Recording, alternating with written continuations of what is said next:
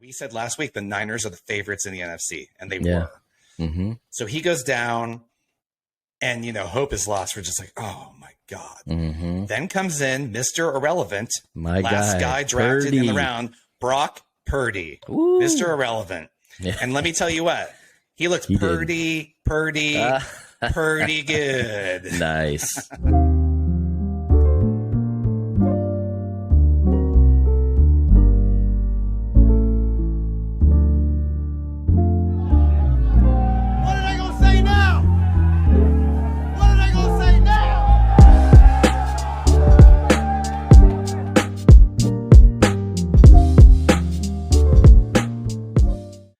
Welcome to another episode of What Are They Going to Say Now? Jay and Tony coming at you just in the aftermath of another World Cup shootout.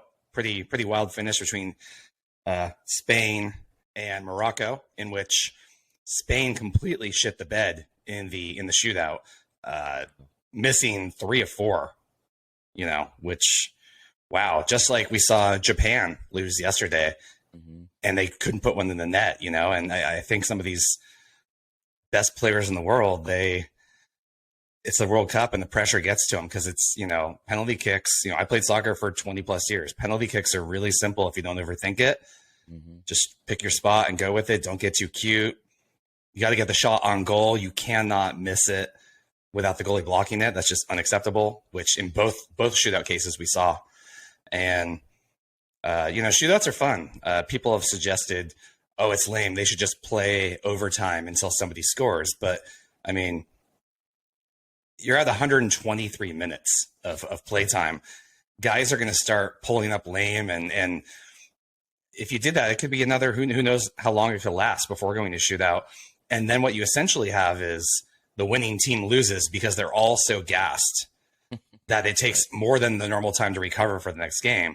And that's why they have that, because it would just be, it's like, well, they won, but they lost because they're going to be exhausted heading in even a couple days later. If you play that long, especially with the lack of substitutions, they did raise it this World Cup from 3 as traditional to 5 substitutions, but still you start playing beyond 120 minutes and it's pretty nutty. So I agree. I think it's nice having at the end of a game, like you said, all of those regulation minutes to have a shootout where it's like something different, right? It's like, okay, now we're going to go to this phase of it and see who wins on the shootouts. It's something new and exciting, and it's fun. I mean, drama. so dramatic. The Moroccan goalie who just he blocked the first 3 shots, I believe, from Spain. And a friend of mine joked in one of our text threads, like, that guy's getting laid tonight, big time. No questions. Because, as a keeper, you have to guess. You're at such a disadvantage. Yeah. And it's ridiculous in between both these shootouts we've seen now in this World Cup. The shots have been horrible. I mean, the game winner for Morocco, he just gave a nice little soft chip right up the middle, knowing the goalie was going to dive one way or the other, just right up the middle, which I always say it takes balls to do that, but it's actually pretty effective, because how often is the goalie not going to guess one way or the other? So, right. Yeah. Yeah. But I like the shootouts. I've taken part in them, and they are super fun and stressful and dramatic. So I'm all for it. I'm all for that. So yeah, absolutely. On World Cup news, heartbreaking loss for Team USA. At least they got out of the group round. Yeah. I got to say the Netherlands was clearly the better team overall. Yeah. Especially in the midfield play.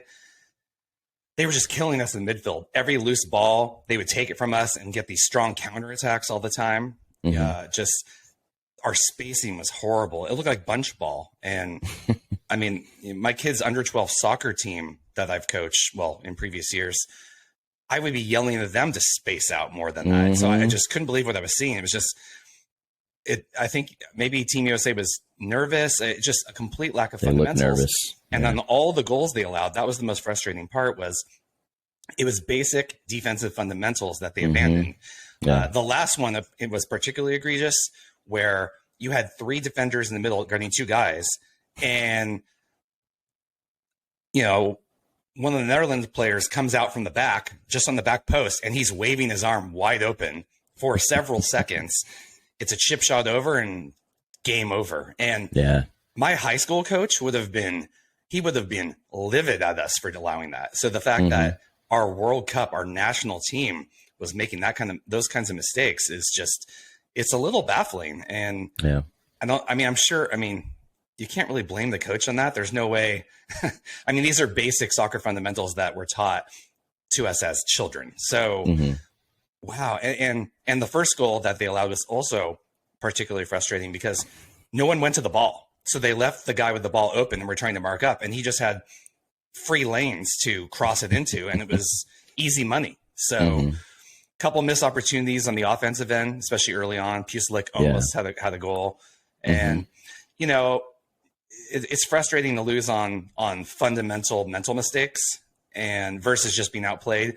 Right. Having said that, Netherlands is a better team. So it's not too upsetting. You can't be, you can't really say the U.S. blew it. You're like, well, the Netherlands, they were better. It was very obvious, especially in that midfield play, controlling the ball, the goal they scored right before half was bad too. I mean, because there was 30 seconds before, before they would have walked off to the half down 1-0, and then now it's 2-0. That's a deep hole. And it's like, I remember just seeing that and being like, oh, that's tough to come back from. Yeah, my friends and I was watching it with, we said, well, the U.S. needs to at least get one on the board by the 75th minute. And they did, right, on the 75th minute. Yeah. And we had a game for a little bit there. It was on. And then that mental error with letting the guy come in the back post wide open. You can't do that. So good for USA to get out of the group round, but kind of a frustrating loss. And they still have some work to do. And just basic fundamentals. So anyway, really good World Cup so far. Brazil dominant over Korea yesterday. They were is that your favorite? I mean, if it's not Team USA, I'll go for England, and they had a good win. Okay. And actually, no, I'm not pro Brazil. I'm if England gets knocked out, I'm going for Argentina and Messi. I think it would be a cool finish. Not finish for him, but he's 35. I'm not going to say it's his last World Cup. He'll probably play again at 39, but could be right. Could be, and he's coming to the MLS in Florida, right? I didn't know that. Yeah, and I believe the Miami team, and I believe he's going to get 35% ownership stake in the team. Wow. Yeah, I mean he's the GOAT. I mean he's the GOAT of soccer. So the draw that he's going to pull into MLS and Miami, I think is pretty big. How many jerseys are going to be sold with Messi in a, So, but anyway, I'm rooting for Argentina. Nice. Okay. All right. That's enough. Check those games out. Soccer talk for now. Why don't we roll into the NBA? All right. Where do you want to start? Oh, I mean, I would say there's some teams that are definitely clear front runners. If you're looking at, who's in line, who's got their sights on, the finals were to start today, who would be in it? Boston. That was going to be my first say. I mean, they're 20-5. They're a machine. We kind of wondered going into the year. There was a lot of turmoil with the coaching situation. Robert Williams III being out. There was, coming off of a finals loss can go one of two ways. It can be debilitating, and you kind of, the even worse hangover effect than the hangover, right? Yeah, and you can kind of come in lethargic and just, or you come in and say, you know what, we should have won last year, and we're going to prove to everybody that we're the best team, and that's how they look right now, man. They're clearly young and hungry. Yeah, they were so close.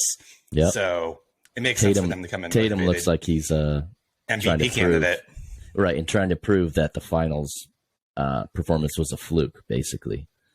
Because he didn't play up to his standards. I don't think you could call it a fluke. Also, you have to give some credit to the Warriors, of course. Oh yeah, I do think in his mind, I think he was gassed too. They had played multiple 7-game series leading up to that. He looked a little tired. So and Wiggins played great on him, man. I mean, like you said, that's what I was going to say. Credit to Wiggins. Wiggins made it tough on him. So right.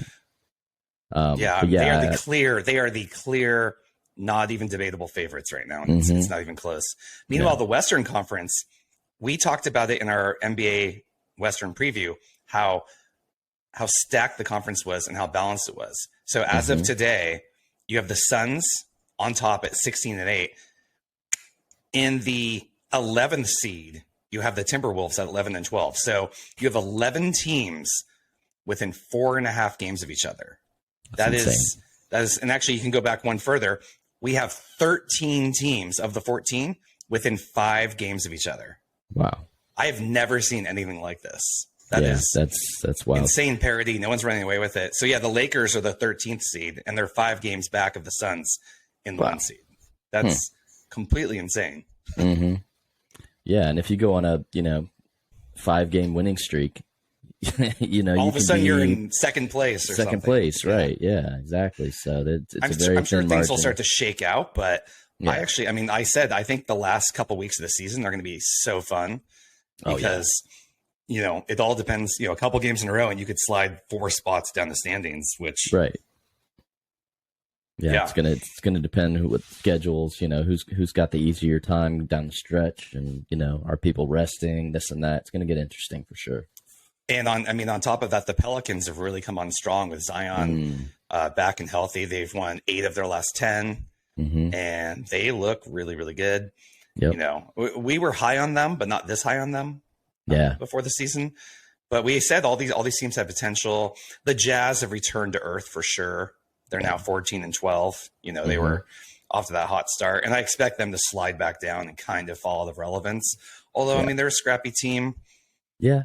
We'll see what happens. Is Portland still Portland that is... I know they were up around number 1 They've dropped off too. too. They're 13-11. Okay. Just ahead of the Jazz. I mean, you have right now last year's Western Conference Finals teams, the Mavericks and the Warriors. Mavericks are 12-11. The Warriors are 13-2. Both of them are now, that's a 9th and 10th seed right now. Wow. I can't believe both those teams aren't going to move up the standings over the course of the season. So, yeah, you would hope so.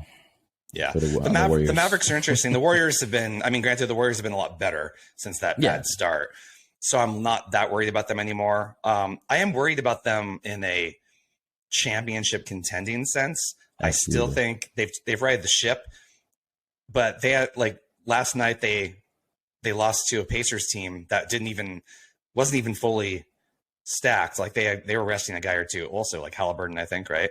And the Warriors still clearly need another veteran that they can lean on. Kuminga has stepped up as part of the rotation, and he's playing great. He's been great. Yeah, they need somebody else because the Warriors, who didn't play last night? Was it Wiggins? Yep. Yeah, and they missed him badly. It was very apparent, especially on the defensive end.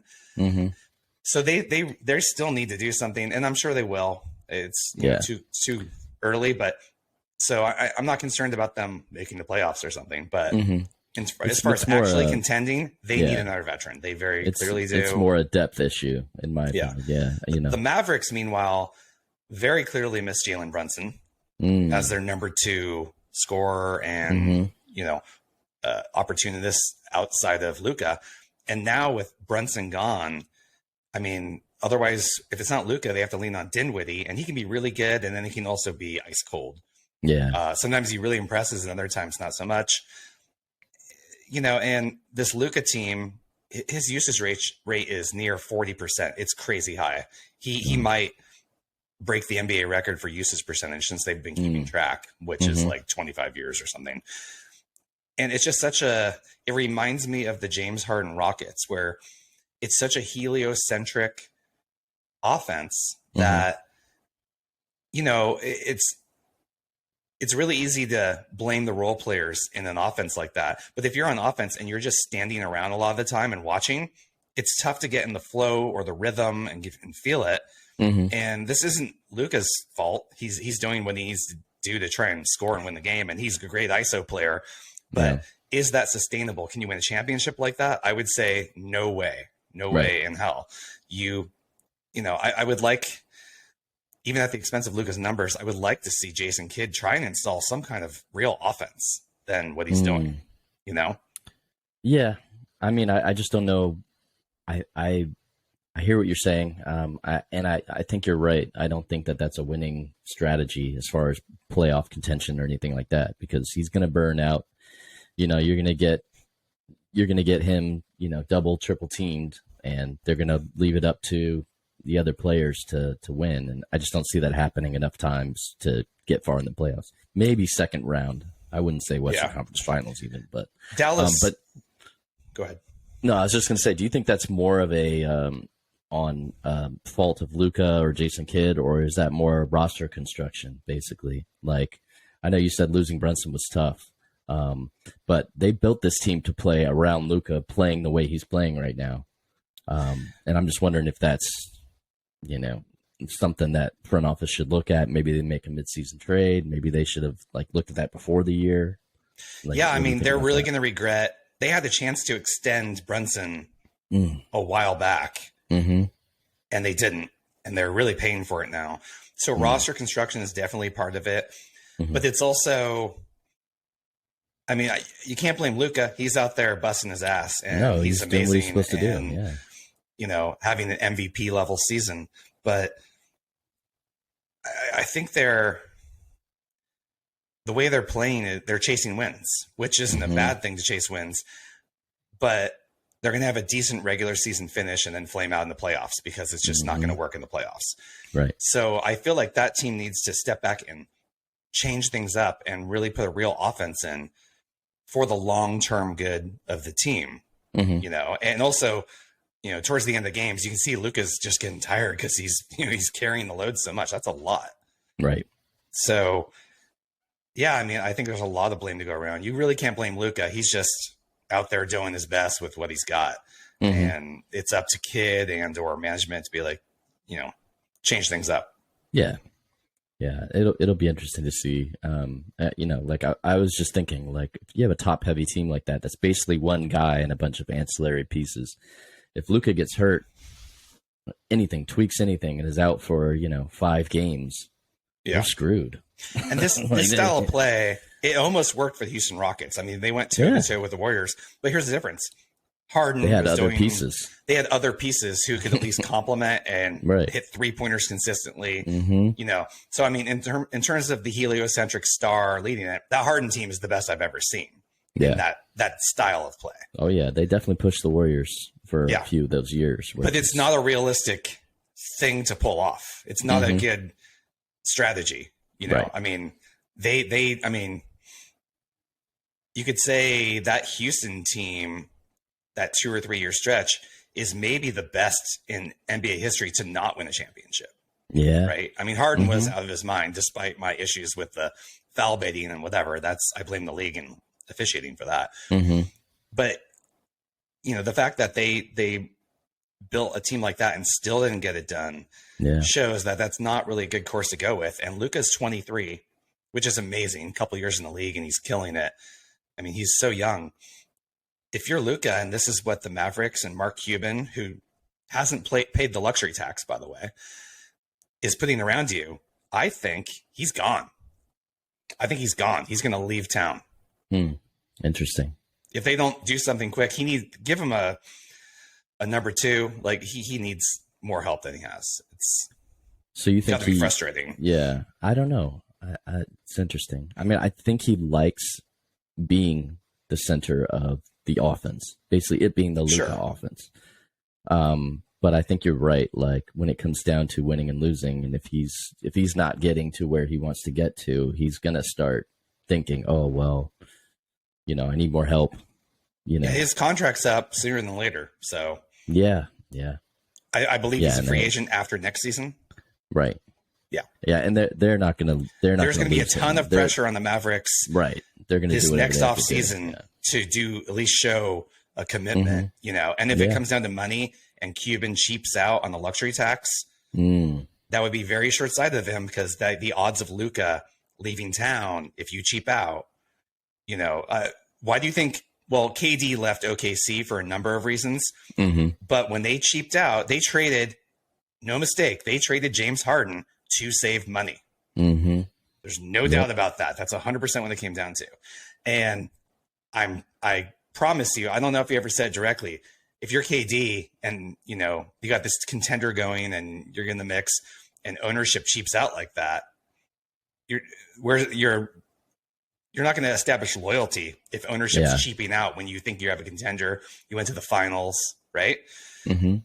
So if the team isn't going to commit to win all the way, why should you be that loyal? Yeah. I mean, that when you talked about teams that are, it's pretty unbelievable that they didn't win a title. OKC's another one, right? Which is another team that the Warriors played back in the day. Like they should have won. They should have won a ring or two. You know what I mean? So yeah, the 16 team that the Warriors came back 3-1 on was a great team too. Yeah, they really have. Absolutely. That's the amazing part. The Warriors have one of the greatest teams of all time during that stretch. Mm-hmm. And they had to go toe-to-toe with an amazing OKC team and an amazing Rockets team over different part, the first part and the second part of that whole era. And I mean, how it's not common to get a couple juggernauts in the same conference like that. No, especially within a short amount of time like that. So, but yeah, it's interesting. I think we'll see the Luka story unfold, and you know, it also depends, I think, just how successful they are. You know, if they can find a formula that works, you know, still Luka heavy, but maybe one of the players there emerges into being a real number two, then it's something different, you know. And I mean, Dinwiddie has shown flashes, but I don't think he's quite that guy. He's a good number three, right? I know they have like Tim Hardaway Jr. He's a player I like, but I wouldn't say he's if he's number two on your team, that's not good. You know what I mean? I think you'd say that with everybody else on the roster. You know, Christian Wood, he's a good player. He can't be your number two. No. So, you know, it's going to be interesting. I mean, their number two, Dinwiddie, was their sixth man last year. Right. Exactly. Yeah. So, we'll see how that plays out. Yeah. And also talking about teams in the West and all that. Currently in the 5th seed, we have the Sacramento Kings. 13-9, looking solid. Team. Yeah, and I went to the Kings Pacers game last Wednesday night at Golden One Center in Sacramento. It was amazing. It was really great atmosphere. I think it was, and I talked to some Kings fans, and they said this is livelier than usual because they're playing the Pacers, who they did the big trade with Halliburton. You know, Halliburton and Hield and Sabonis, and what a great arena. You know, as much as I love Chase Center that the Warriors now play in, it's definitely segmented, you know, has plexiglass blocking off different sections. And I mean, it's really nice, but the free flow open feeling of that arena in Sacramento, I really appreciated. It was just such a great vibe. It was really fun. And yeah, you could just walk around easily. Nice. And it was just a really enjoyable game. They killed the Pacers. Yeah. And the big surprise for me was I didn't, every time Buddy Hield touched the ball, the crowd booed hard. And I didn't realize, I mean, it's not like I guess he wanted to be gone and that's what it was over, but I didn't realize there was such animosity towards Buddy Hield, but apparently so. Wow. You know? Now I will say we've questioned that trade and we said, you know, losing Halliburton is, that's, I think in the long term, not going to look great for the Kings. Having said that, you know, sometimes it's one thing to watch a game on TV versus in person, and you can pick up things in person that you don't.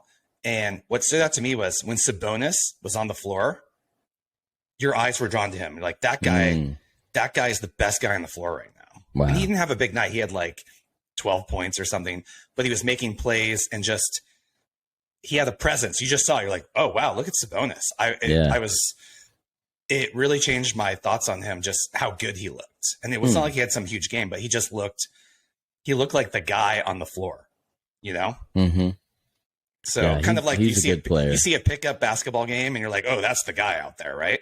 Yeah. It had that vibe. It was like, wow, look at Sabonis. So, you know, for the short-term prospects for the Kings, I think it's one of the rare trades that might work out well for both teams. You know, I think the Kings might regret it in the long run a little, but it depends. You know, if they re-sign Sabonis though to, you know, extend him after this current contract, I was very impressed. So you know, and what a great arena. It was such a fun time. That's cool. Yeah, I like what Mike Brown's done a lot. I you know, we've seen him up close and personal with the Warriors, and he really helped us a lot with our defense. And Oh yeah, it was a great feature on the bench. I think he's missed now, But I knew when he got that job that, he kind of was ready to get back into the game, and he's a good basketball mind, just someone who like knows the game really well. And I feel like that's a really good coach for a group of young talent like that. That's kind of been knocking on the door, but can't get over the hump. He's good for them. And De'Aaron Fox looked good, and that Sacramento team is really fun to watch. They're really fun. Yeah. So I'm going to go to more games, because I'll get my Warriors games in, but they're so much more expensive. Whereas I can go to a Kings game and not spend that much money and get great seats. Yep, not too far. Yeah. Now, did you see the beam? I did see the beam as you walked out. Okay. Yeah, I forgot to take a picture. The beam was impressive cool. Though? Was it what you imagined it would be? It was cool. And 50 Cent was there all night at the game, and 50 Cent helped light the beam afterwards. Okay. So they actually light the beam. They've made it a ceremony, and they light the beam, and you press the button. You go and so 50 Cent pressed the button to light the beam. It was pretty cool. Pretty cool. Yeah, it was good energy. The Kings have been down for so long. I was really happy for their fans, and it's great to see. And I hope they can just keep it up. Absolutely. Yeah. Yep. Cool. Right. Other NBA news, getting away from the game itself a little bit, and maybe he fell out of the spotlight, so of course he had to bring himself into it. LeBron, the other day in a press conference, says, "You guys are all so quick to ask me about Kyrie. How come none of you have asked me about Jerry Jones in this photograph?" And the background setup for this is that a photograph came out from Little Rock, Arkansas in 1957. 1957. And in the photo, it's a school blocking the black students from being able to come inside. And there's a bunch of white kids and some police and whatever. And amongst the white kid group is Jerry Jones, who is 14 years old. We should add 14 years old. And it's not like he's yelling or anything. He looks like he's just standing there. Like, this is just my school and I'm looking, something's going on. If you see a crowd and something's going on, you're going to walk over and look. Right. It's not like looks like he's yelling some slurs or something. He just looks like a 14-year-old kid standing there. And we're talking about nearly 8 years before the Civil Rights Act was passed. So Jerry Jones is an asshole, and I don't like him for a lot of reasons. I'm not mad at a 14-year-old kid growing up in Little Rock, Arkansas, for being in the crowd at a school with something like that going on. If you want to be pissed at Jerry Jones, be pissed at him trying to block the kneeling, blackballing Kaepernick. I guarantee you it's been reported that he played a large role in that. Right. Plenty of reasons to dislike Jerry Jones. This photo of a 14-year-old kid, that ranks as like not even a 1 out of 10 on the anger scale, because it's like he's just there and whatever. And it's also so disingenuous of LeBron to be like, well, you're asking me about Kyrie. Kyrie did something right now. He's in the NBA. He was your teammate for several years. Right. You're talking about an owner of a team on a different sport with a photo from like 60, 70, how many years ago? And as a kid, you can't get mad at a kid back then for being in that crowd. Like, it's not, the whole thing was ugly, but like I said, this is even pre-Civil Rights Act. So it's just ridiculous comparison. And, I try and like LeBron. I really do. But he can be such an incredible hypocrite. You're all about human rights and whatever. Pretty sure Daryl Morey said something, about Hong Kong China. And China. And LeBron actually didn't just keep quiet about it. He actually came at Daryl Morey, saying he's uneducated on the matter. So he actually came to the defense of China. You can't choose your spots like this. So you care about human rights or not, LeBron? Choose one or the other. It's so hypocritical. And that's what drives me crazy. Yeah, like you said, the funniest part is, you guys asked me about Kyrie and didn't. They're like, why would we ask you about something completely unrelated in a different sport? Like you said, it was just like, it's one of these things where you could just tell, like, he had pre-planned that he was going to bring that up, and make it a big thing because they asked, I don't think he likes that they ask him questions about Kyrie and this and that. he feels like tied to that situation, and he's like, I'm not Kyrie.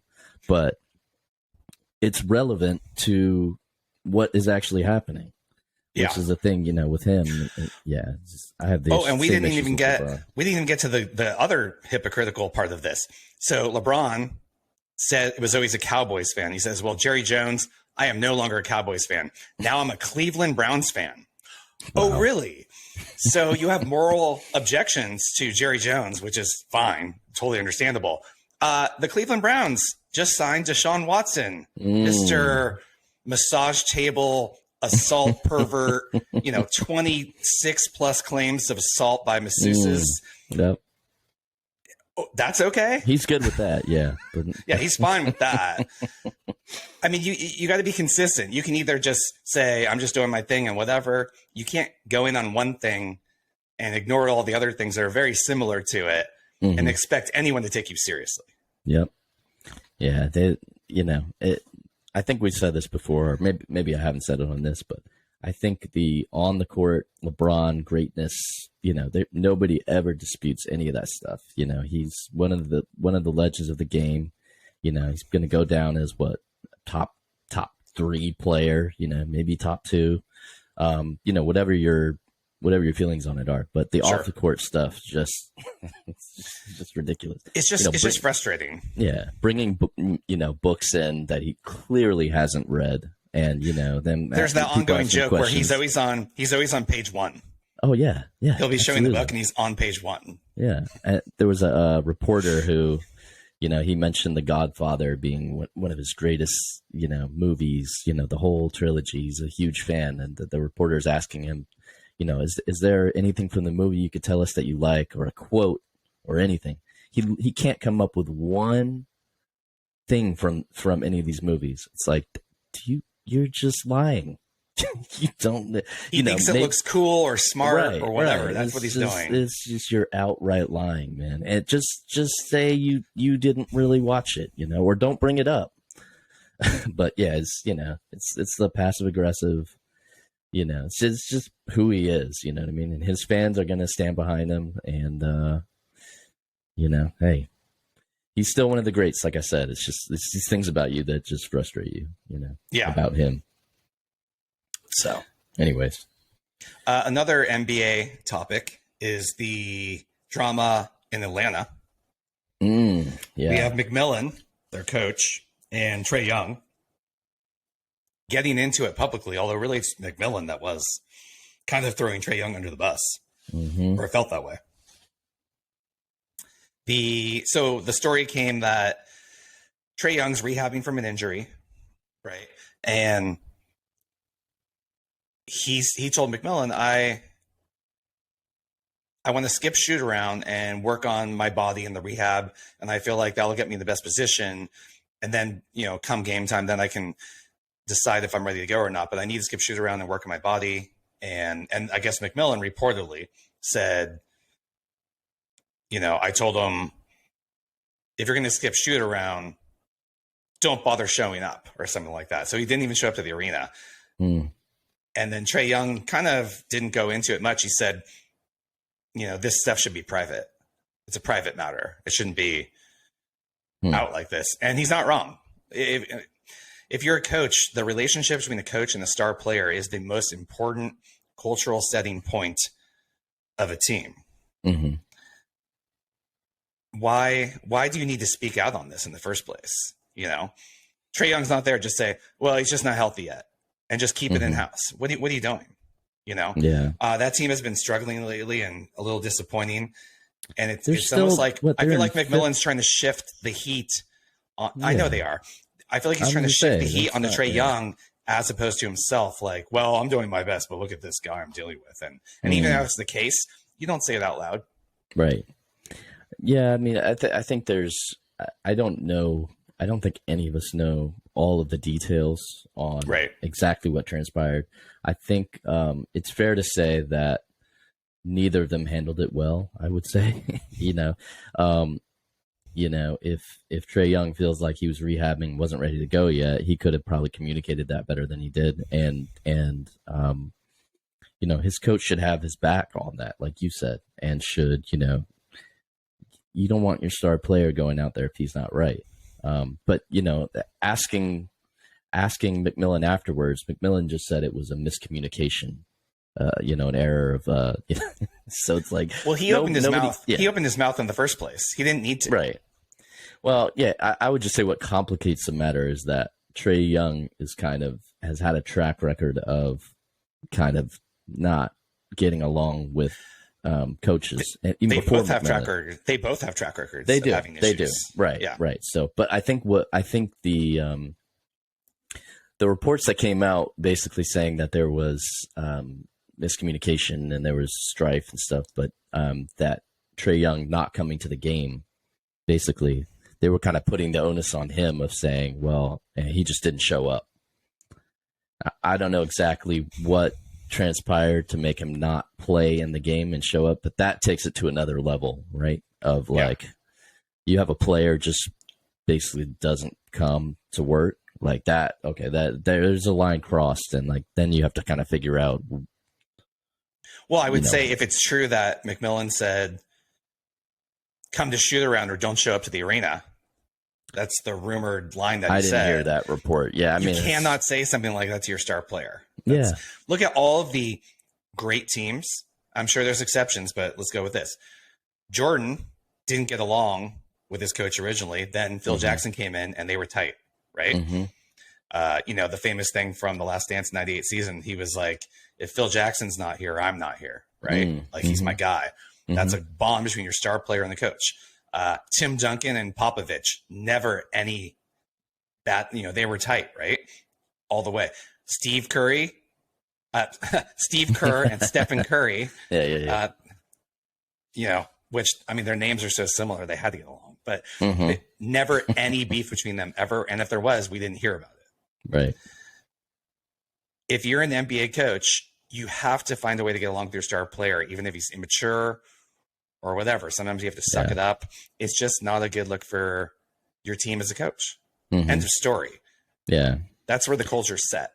Yeah. I think, you brought up Steph and Steve Kerr. Like, I think that's one of the things that we kind of take for granted.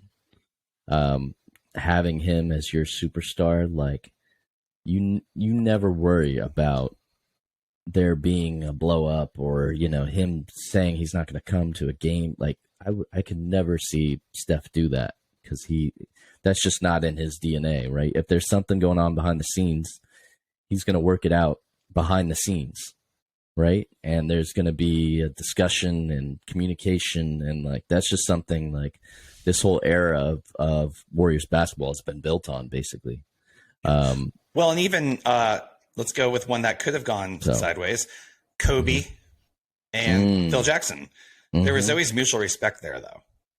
Yeah, right. Then maybe that's and they are both hard-headed, especially Kobe, right? Yeah. But there was still always respect there, and you didn't see Phil Jackson selling Kobe out like that, or in a way that, he would maybe drop a little jab here or there in kind of a necessary way, but it wasn't just kind of like selling them out. It felt like there was always respect there. Yeah, and I think there's an assumption that that's kind of a coach's job is to manage your players, deal with those personal matters like in person, right? You don't flame your star player out to the press, like you said to begin with. So yeah, it's a bad situation.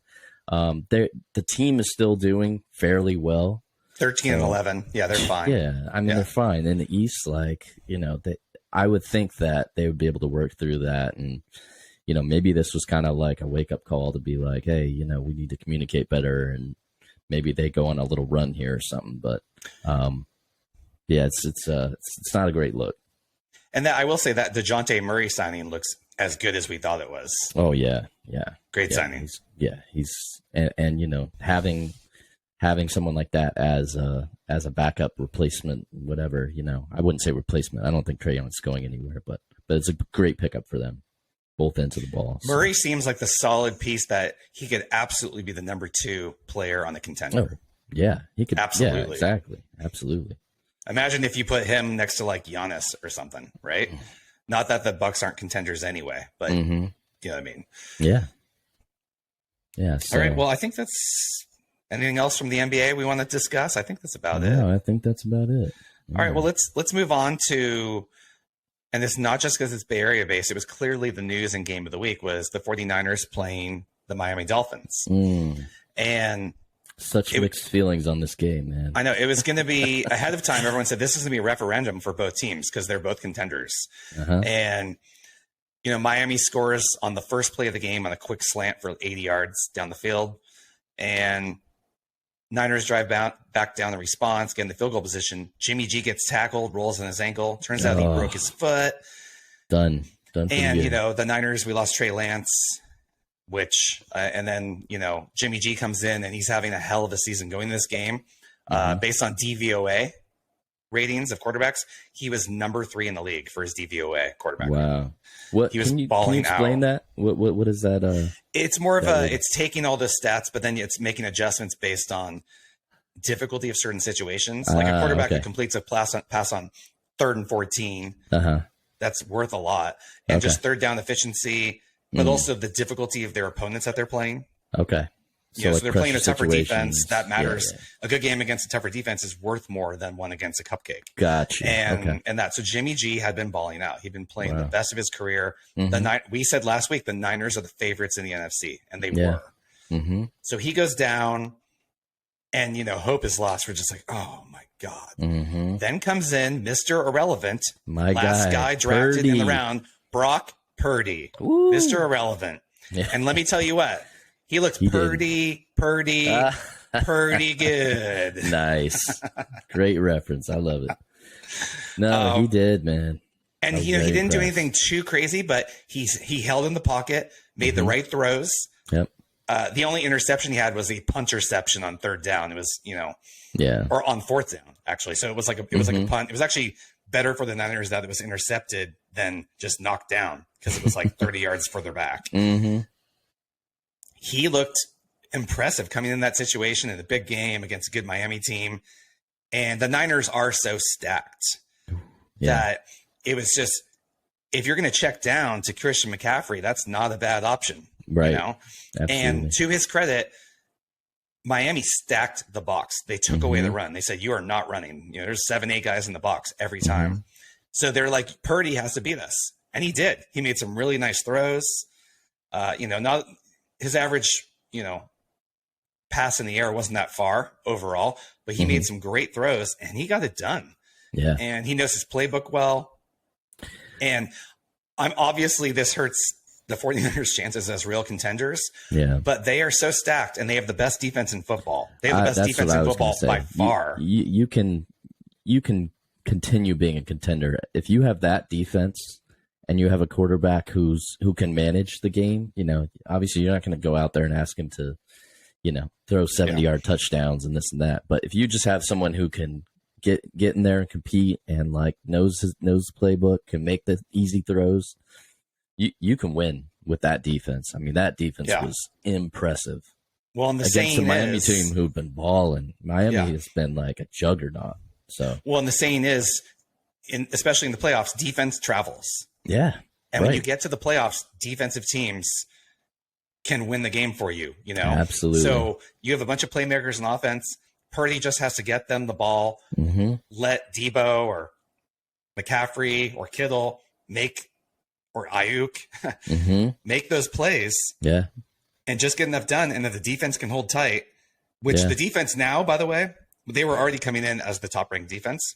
They got Eric Armstead back. So suddenly the line cannot double team Bosa on every play. And what happens? Bosa gets a monster. Bosa gets 3 sacks and a forced fumble. And on top of that, he had a couple pressures that led to interceptions as well. To go through. Yeah. He's the front runner now for defensive player of the year, easily. Yeah. Oh yeah. I mean, he's just such a force. Now that he has a little help too, it's like, watch out. Yeah, and I'm not ruling this team out. Yeah, no, and people, I think they're at that point too, where you can just tell that, the quarterback situation is not ideal, but who wants to step in and play that defense right now, right? Or go against all those weapons? Yeah, and I'll tell you what, Purdy is. I know Purdy was drafted late last. He's not a slouch. I did a little research at Iowa State. He threw for a ton of yards, a lot of touchdowns. He was coming out of high school. He was actually offered a scholarship to Alabama by Nick Saban. Wow. But he wouldn't be the starter, so he went to Iowa State, who had committed to him prior. So he stuck with them. He was a good quarterback. Like, he wasn't some scrub at all. He just wasn't on the big stage of the SEC. Mm-hmm. So I don't know. He was hanging in the pocket, showing a lot of poise. Yeah, I will say there was no game tape on him, and now coming into the coming weeks, there will be game tape on him. Yeah. They're going to scout him. They're going to go for his tendencies. It makes a big difference. But I kind of like, the rumors are the Niners might bring in Baker Mayfield or whatever. He doesn't know the playbook. Give me the guy who's had the playbook all year and been going against, I think Fred Warner said it. He said he's been playing against the best defense in football in practice all year. Right, he's ready. Right, exactly. So they're all pretty big on him. So I think the hashtags rock with Brock. I like it. I heard that. So I don't know. I'm not going to rule the Niners out completely. It could be a story. It could be a storybook ending even on a different level than Jimmy, having Mr. Irrelevant come in. And if we win a Super Bowl with a third string quarterback, oh my God, I can't imagine the headlines on that one. But I like their chances. It's a silver lining for a real bad. Just you hated to see Jimmy go down like that because he was horrible. He was playing so well, like you said, and like finally vindicating, everybody wanted him out this summer. It was the Trey Lance thing. Trey got hurt, and I think he stepped into a really tough situation and played really well. So I feel really bad for him. I will say I still like the 49ers' chances in the NFC. Getting to the Super Bowl and playing like Kansas City or the Bills, don't feel as good about that. No. But breaking news just this morning reported that Jimmy G may not have the midfoot fracture that they thought he had initially. Hey, so there is a chance that he could return. At least it's not 100% ruled out like we thought it was. Okay. So that's an interesting thing. Maybe we can tread water with Brock for a couple weeks, and maybe Jimmy G can come back in. I would say that might be. This hasn't been confirmed. I think we're going to find out. I think we're going to find out over the next week. Okay. But they said potentially it's not as bad as they thought it was. So interesting. We'll see what happens there. I don't know. For now, I'm going to rock with Brock, man. I think. I think that defense and like the way that we're playing. I think he can at least be, like I said, people call Jimmy a game manager and things like that. And I think at times they've had him play that way. He would be the ultimate game manager, in my opinion. Yeah. Purdy, just kind of like, don't do anything out of your element. We're not asking you to, throw deep bombs or anything like that. Just kind of play within our offense. And if you're surrounded by a ton of talent, just get the ball to the talent and let them do their thing. You don't need to be the hero. Screens, checkdowns. Yeah, I mean slants. Just the easy stuff. And I'd like to see the 49ers call more screens actually with Tim McCaffrey. Yes, yeah. I think they're a little scared to overdo that, and that might be something that they're saving for, potential playoff matchups and things like that. Which I get, but you also want to practice some of that. Yeah. In the regular season too. Yeah. I mean, Shanahan loves play action and he's been doing very little of it.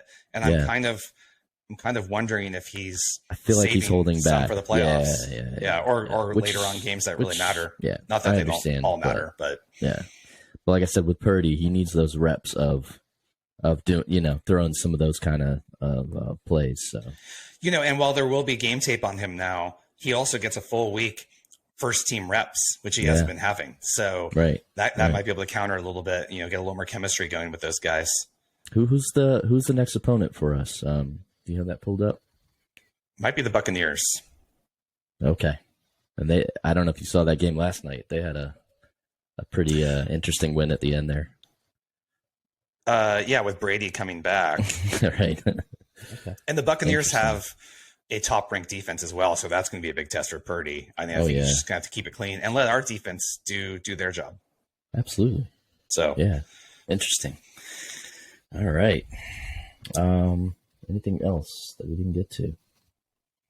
I think we got around pretty good to a lot of stuff. I think that's it. I really don't even want to talk about Donda Sports, and Hitler Kanye and Antonio Brown getting arrested for domestic violence. Yeah. The Donda Sports Organization is not looking great. Not doing well. Yeah. I don't even want to talk about it beyond that. Yeah. I mean, and you know what? The next time we record, there's going to be something else crazy. You know, somebody's going to say, you know, I don't know, something crazy that we'll have to respond to. Right. Yeah. So, yeah, no, this was good. This was fun. All right. Well, thanks for listening, and please subscribe, whether you're Apple Podcasts or Spotify or YouTube. Yeah. We appreciate the subscriptions, and we'll be back soon. All right. Peace.